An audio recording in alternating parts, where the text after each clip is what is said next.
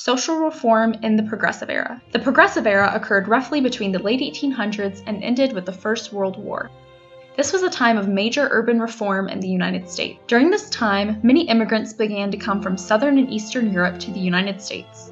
To be exact, 21 million immigrants came between 1880 and 1914.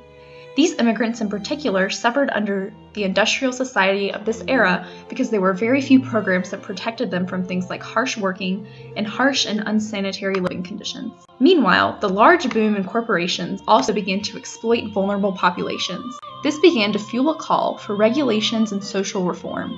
It would be a long road though, because the political power that corporations held, paired with bad government funding, slowed the implementation of social reform. Between 1893 and 1896, there was an economic depression that disillusioned many of these powerful corporations. After hard-fought political battles, regulations and reforms were finally developed. These reforms gave more power to voters, regulated banks, improved working and housing conditions, regulated food and drugs, as well as put child labor laws in place.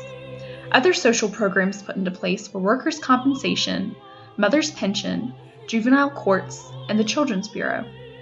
These reforms and regulations were supplemented by the development of social services and the social work profession.